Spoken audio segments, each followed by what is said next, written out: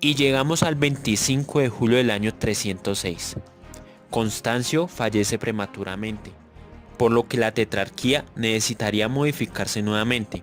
Constancio había tenido varios hijos con Teodora, pero antes había tenido otro con su primer matrimonio, Helena. El tipo se llamaba Flavio Valerio Aurelio Constantino, más conocido como el futuro Constantino I el Grande. El man no llegó de la nada al poder político de Roma. Desde joven había servido en la corte del entonces emperador Diocleciano y había sido testigo de la coronación de su padre Constancio tanto como César y Augusto. Se había convertido en la mano derecha de su padre y cuando éste murió, se dice que como hijo fiel estuvo en su lecho de muerte.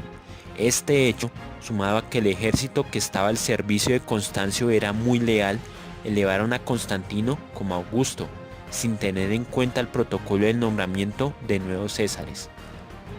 Se iba a formar el mierdero, porque por otro lado en Italia, Magencio, hijo del ex emperador Maximiano, se había autonombrado emperador por influencia de su padre.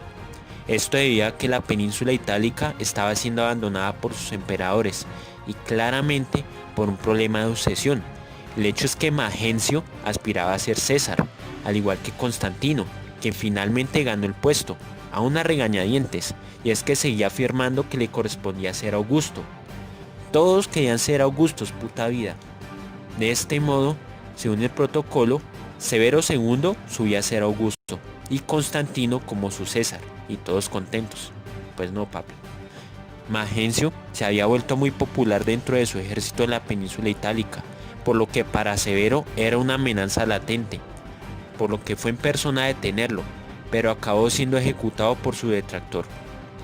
Automáticamente, Constantino se había convertido en Augusto en Occidente, dejaba de ser César automáticamente.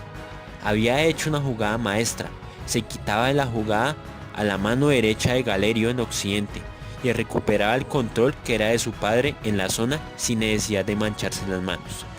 Pero. Galerio tenía un as bajo la manga.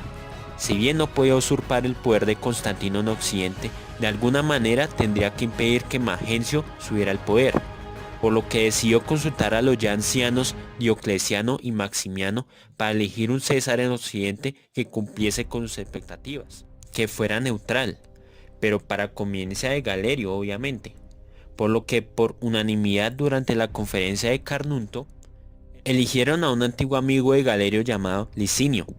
La figura de César había desaparecido prácticamente, y para el año 308 Occidente se había quedado bajo el control de Constantino y su coemperador Licinio, a regañadientes. Pero Constantino dijo, oh papi, en juego largo hay desquite. De aquí se vivieron 20 años convulsos en los que la tetrarquía fue manipulada al antojo de sus emperadores. Por otro lado, Magencio quedaba fuera de la tetrarquía, pero eso no significaba que quedara fuera del juego. En resumen, Constantino y Licinio eran coemperadores en Occidente, mientras que Galerio y Maximino Dacia continuaban en Oriente. Magencio estaba a la espera haciendo fila por si quedaría el César por lo menos con la ayuda de su padre Maximiano, quien por cierto había quedado al margen de toda decisión política a raíz de lo decidido en la conferencia de Carnunto, encontrando una pequeña alianza con Constantino, luego de ser rivales como en la vida. Aunque fue efímero, Maximiano se suicidaría presuntamente en el 310. Constantino empezaba a erigirse como el emperador más influyente con una idea sumamente revolucionaria para la época y que era totalmente rechazada por los demás emperadores: convertir a Roma en un imperio cristiano. Pero eso es harina de otro costal, y es que los demás emperadores, sobre todo Galerio, estaban a favor de perseguir cristianos para evitar cualquier sublevación, pero esto estaría por cambiar con el edicto de Milán en principio. El cristianismo ya ejercía una fuerza descomunal en la sociedad romana de la época. De esta manera, inició el ascenso de un joven Constantino en el poder para formar más adelante la dinastía constantiniana, uno de los cimientos del futuro imperio bizantino. Si te interesa conocer un poco más de historia, dale click a la campanita y suscríbete. Seguiremos explorando las razones de nuestra existencia. Muchas gracias por el apoyo.